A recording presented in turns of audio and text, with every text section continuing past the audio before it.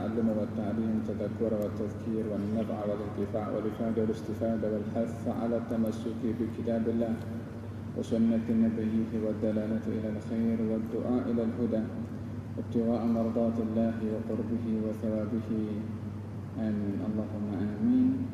Muka surat 33 pasal 14 kitab adab pendekatan diri kepada Allah.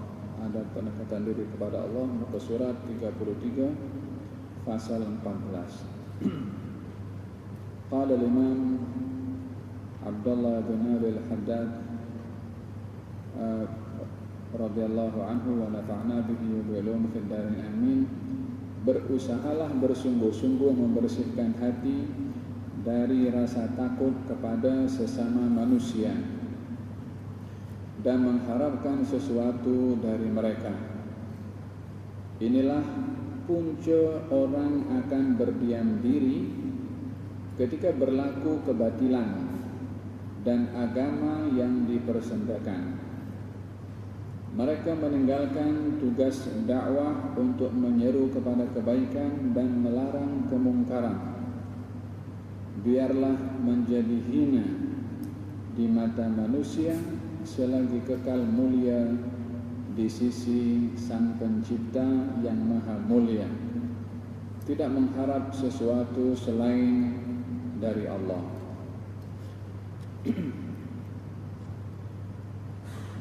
Pada fakrah, pada kata-kata yang disampaikan oleh Imam Abdullah bin Ali al-Haddad sementara tadi menyebutkan tentang bagaimana manusia berinteraksi dengan Allah Subhanahu wa taala yang menjadi dasar interaksinya dengan manusia.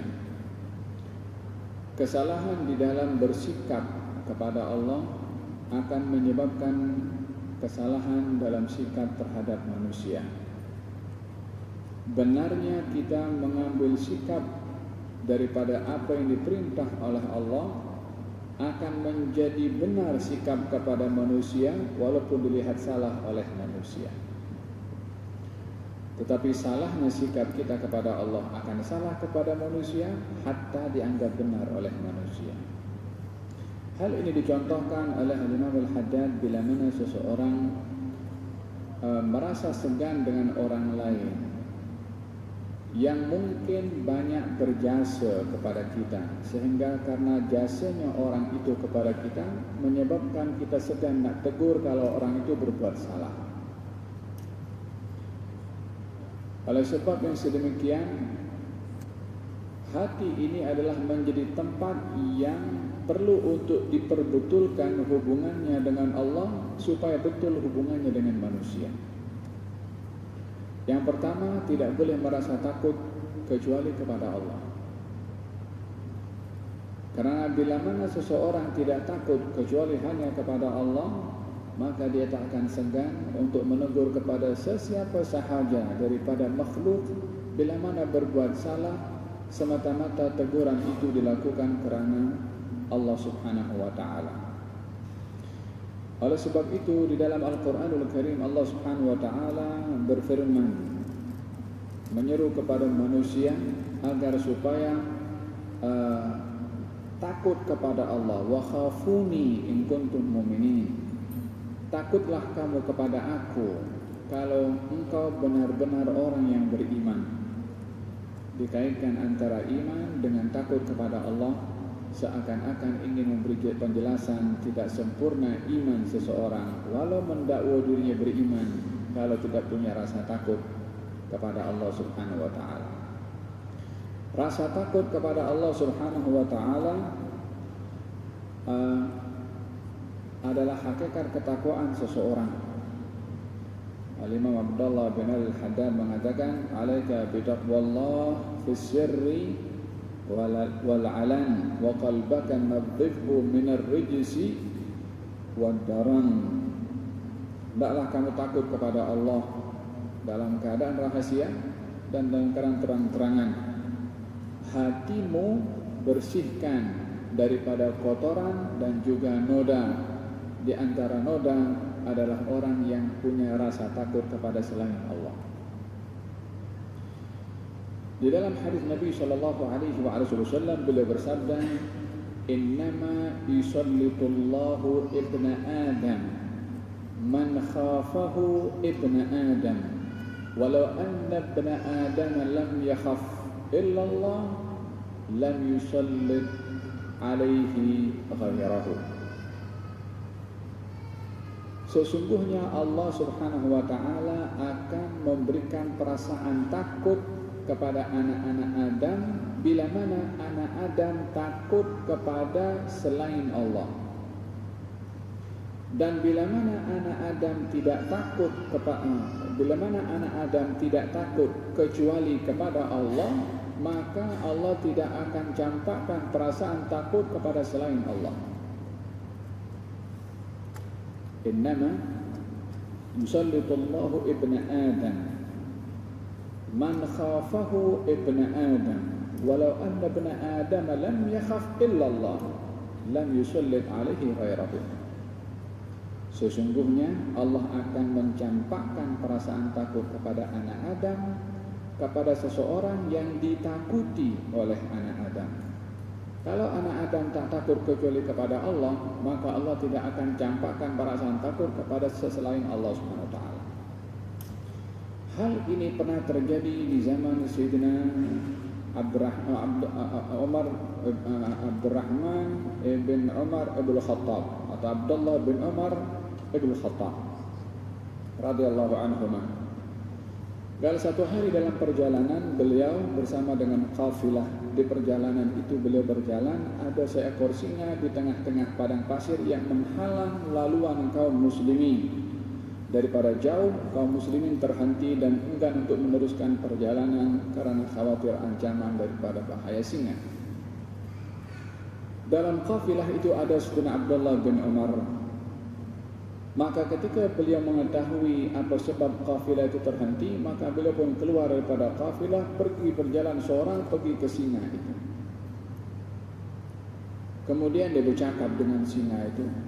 Dia bagi tahu bahwasanya, wahai Abul Harith, dia panggil singa itu panggilan yang biasa orang Arab panggil, Abul Harith atau Abul Harith. Wahai Abul Harith, jangan mengganggu laluan yang menjadi laluan kaum muslimin. Pergilah kamu, semoga Allah memberikan barakah kepada kamu. Ya, singa itu pun bangkit, dia pergi jalan. Dan ini disaksikan oleh kafilah begitu ramai. Dia patah balik, ditanya, macam mana kau boleh? Yani satu perasaan takut tidak ada. Dia terus pergi kepada singa itu, dan singa pun tidak membahayakan kepadanya. Baru disebutkan hadis tadi yang baca oleh disebutkan oleh Nabi. Sesungguhnya Allah akan mencampakkan perasaan takut kepada anak Adam kepada sesuatu yang ditakuti oleh anak Adam. Kalau anak Adam tak takut kecuali kepada Allah, maka tiada apa perkara yang buruk maka Allah tidak akan mencampakkan perasaan takut kepada selain Allah, hatta kepada singa, hatta kepada jin, hatta kepada hantu, hatta kepada siapa. Karena dia tak takut kepada Allah kepada siapa, karena dia takut kepada Allah kepada sesiapa pun dia tak takut, dan ditakutkan oleh Allah sesuatu yang lain terhadap dirinya. Hakada seorang yang punya perasaan takut hanya kepada Allah dan tidak takut kepada selain Allah. Kata Imam Al-Haddad mengatakan, berusahalah bersungguh-sungguh membersihkan hati daripada apa? Daripada rasa takut kepada sesama manusia dan mengharapkan sesuatu daripada mereka. Seseorang kalau ada orang lain berjasa kepadanya, maka dia segan untuk nak tegur. Kadang-kadang pun kalau jumpa memberikan satu penghargaan yang lebih, sebab ada budi daripada orang terhadap dirinya. Dan ini perkara yang yang wajar terjadi. Yakni memberikan ihsan yang lebih kepada orang berbuat ihsan kepada kita. Akan tetapi bila mana sampai kepada batasan-batasan syarak, terkadang seseorang yang dia telah mendapat jasa daripada orang lain segan nak tegur kepada orang itu karena ingat kepada jasanya.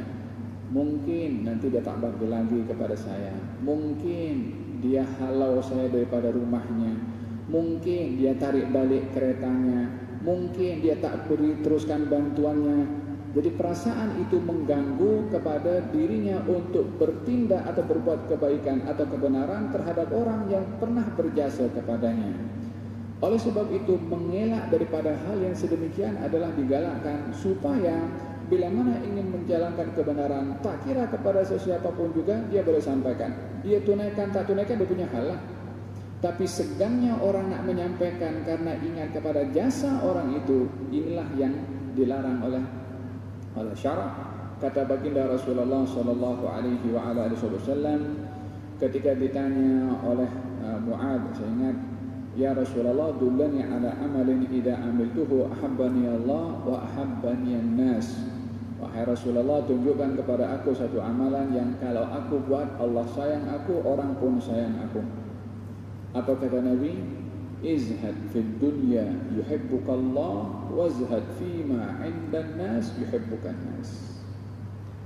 Hiduplah kamu zuhud di dunia, Allah sayang kamu. Sebab orang zuhud sibuk dengan hal ehwal akhirat. Zuhudlah kamu kepada apa yang dimiliki oleh manusia, tidak mengharapkan ihsan daripada manusia, tidak mengharapkan pemberian daripada orang, tidak menginginkan apapun kebaikan daripada orang lain, dan tidak cemburu dengan kebaikan yang dimiliki oleh orang. Tidak merasa kurang dengan apa kelebihan yang ada pada orang, maka orang akan sayang kamu. Izhad fid dunya yuhibbukallah wazhad fima 'indan nas yuhibbukan nas. Naam.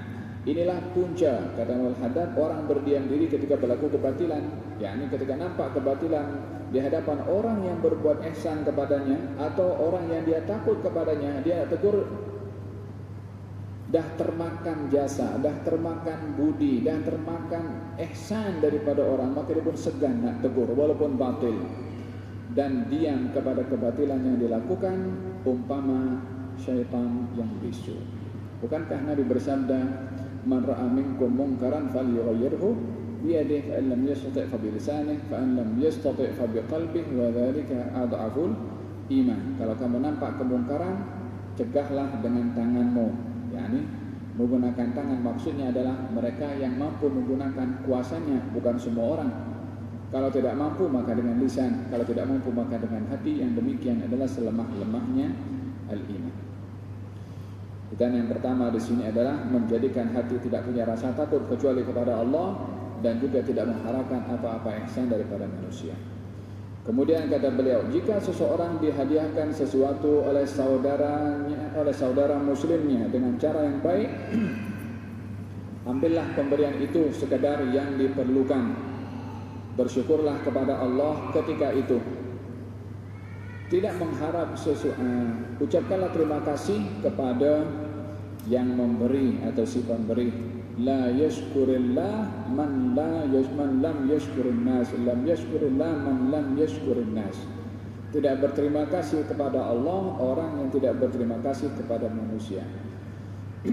Dalam pembahasan dalam kitab Risalatul Mu'awanah, Imam Abdullah bin Al-Haddad mengatakan, bila mana orang memberi kepada kita pemberian, kalau pemberian itu menjadikan kita sebab kita segan nak tegur kepada orang itu karena kita ada kaitan dengannya, jangan terima pemberian itu. Bila mana pemberian itu menyebabkan kita segan nak tegur, termakan budi, termakan jasa, termakan ihsan, kalau pemberian itu menyebabkan dia segan nak tegur, maka jangan dia terima pemberian itu semata-mata untuk tidak tergelincir dia termasuk orang yang diam terhadap kebatilan yang dilakukan di hadapannya.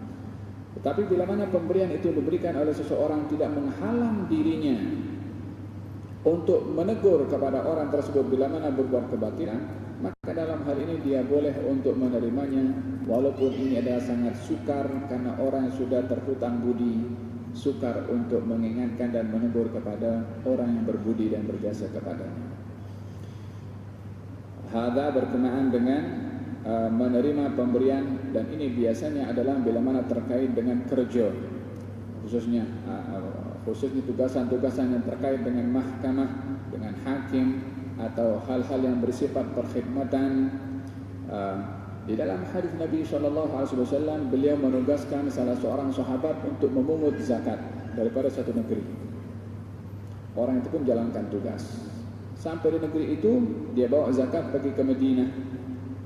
Diberikan kepada Nabi, ya Rasulullah, ini zakat yang saya kumpulkan. Ini ada orang bagi kepada saya. Yang ini zakat, yang ini orang bagi saya. Ada berapa pemberian di sini? Ada dua, satu zakat, satu pemberian. Kan nampaknya orang bagi kepada dia. Nabi naik mimbar. Kenapa ada orang yang diberi tugasan, lalu dia mengatakan ini adalah hak Baitul Mal dan ini adalah pemberian daripada orang? Kalau memang itu adalah haknya daripada pemberian dan hadiah daripada orang murni, duduk kat rumah situ, biar hadiahnya datang. Tapi ditugaskan satu tugasan yang dia dibayar dengan tugasan itu, menerima hadiah daripada khidmat yang dia ditugaskan dan dibayar untuknya, maka ini dilarang oleh Nabi SAW.